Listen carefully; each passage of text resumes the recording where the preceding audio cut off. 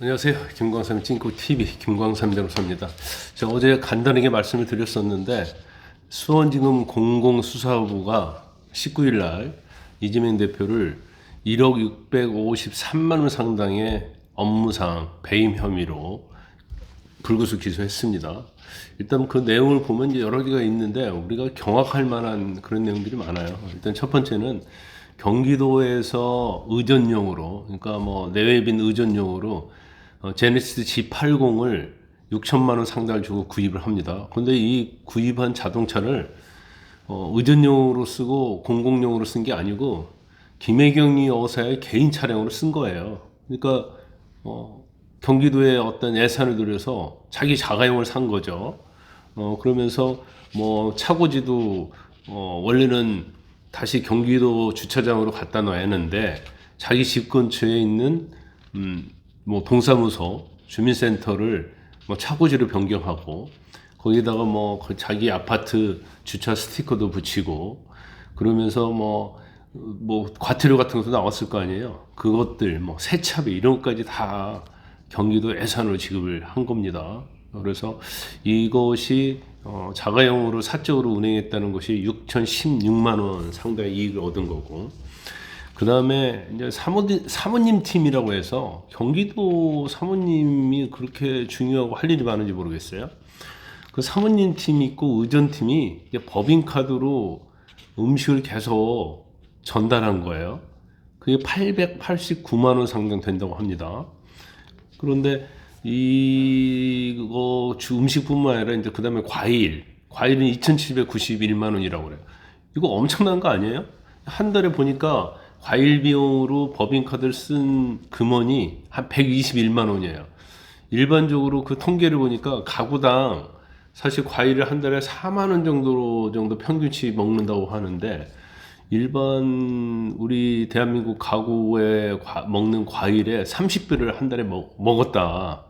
그것도 자기 돈이 아니고 법인카드로. 더욱더 가관인 것은 샌드위치가 685만 원이에요. 샌드위치가.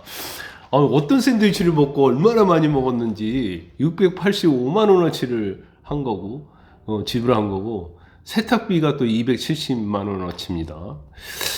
이게 남의 돈이고 자기 돈이 아니니까 세금인데, 아마 제가 볼 때는 뭐 과일 시킬 때도 어차피 자기 돈 안 쓰니까 뭐 사과를 한 박스가 필요하다고 하면 뭐 두 박스, 세 박스 이렇게 사지 않았는가 싶어요. 뭐 아직 확인은 안 되는데 오늘 언론에 보면 마치 과일 가게에서 과일을 사는 척 해갖고 다른 데 썼다. 그러니까 법인카드를 이제 깡했다 이런 얘기도 나오고 있는데, 그건 뭐 재판 과정에서 공소장 이런 것들이 자세하게 드러나면 그게 뭐 밝혀질 걸로 봅니다.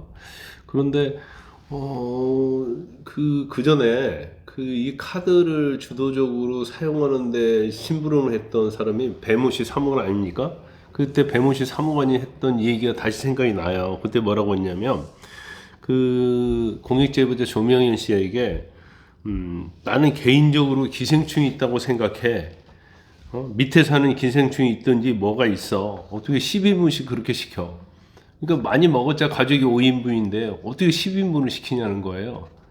그러니까 자기 돈 안 쓰고 예산 쓰는 거니까 그냥 막 마구잡이 시켜서 먹고 남으면 버리고 그렇게 낭비적을 하지 않았나 싶어요. 뭐 아들 둘이다는 거 아니에요. 그러면 이재명 대표는 밖에서 많이 먹으니까 아들 둘하고 김혜경 3명이면 6인분이면 충분한데 왜 이렇게 많이 시키는지 모르겠다. 이런 녹취록이 자체에서도 나옵니다.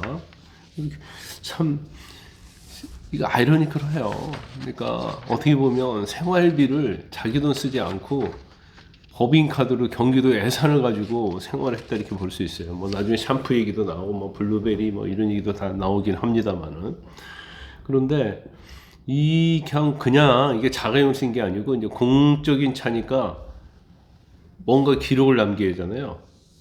그러니까 배차 신청 같은 허위를 해놓은 거예요. 그리고 배차 신청을 계속 해놔서 다른 업무에서 다른 부서에서 쓰지 못하도록 했고, 또 이게 공공으로 쓰는 의전용 차량은 운행일지를 써야 하거든요. 근데 허위로 운행일지를 만들었고, 그러면 이거 허위로 운행일지를 만들면 그건 사실은 공문서거든요.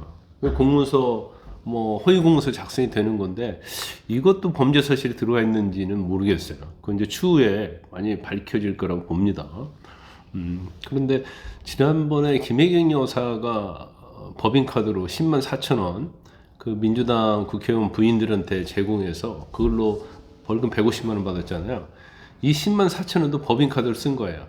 그때 재판 때도 이런 식으로 쓴 게 여러 개 있다고 했는데 이제 그런 내용들이 이번 기소하는 데 들어갔고 단지 경찰에서 송치할 때는 김혜경 여사는 뭐 기소 의견이지만 이재명 대표는 관여한 증거가 없다고 해가지고 무혐의로 송치를 했거든요.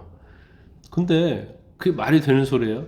아니, 도지사가 있고 도지사이기 때문에 법인카드를 준 거고 그 법인카드를 가지고 자기 가족들이 다 음식 시켜 먹고 심지어 과일 같은 경우에는 제사상에 올리는 과일도 다 법인카드 시켜서 사용했다고 하잖아요. 근데 어떻게 이재명 대표가 모를 수가 있어요? 이건 법인카드 당연히 줬고 그걸 사용하도록 했기 때문에 이재명 대표 당연히 알았고 주범은 이재명 대표고 김혜경 여사는 수익자예요. 그래서 공범 관계인데 검찰에서 기소할 때는 이제 김혜경 씨는 제외를 하고 이재명 대표만 기소를 한 거고 이건 제가 볼 때는 빙산의 일각일 수 있어요. 왜냐면 검찰에서 이걸 입증하는 데는 한계가 있거든요. 그 많이 쓴 법인카드를 다 개인적으로 썼는지 안 썼는지 이걸 분리를 하는데 그건 쉽지 않죠. 전부 다 압수수색이 하는데 그게 몇천 건 될 거 아닙니까?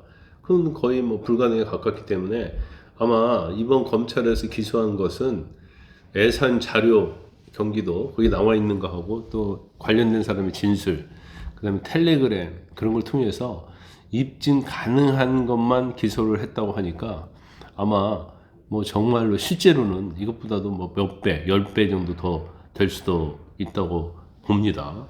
그리고 이 보니까 더 죄질이 불량한 게 뭐냐면 법인카드 쓰고 그냥 쓴 게 아니고 어떻게 과일 구매를 했느냐 그 허위를 지출 기록서를 작성했는데 격려 및 간담회용으로 과일을 샀다. 법인카드로.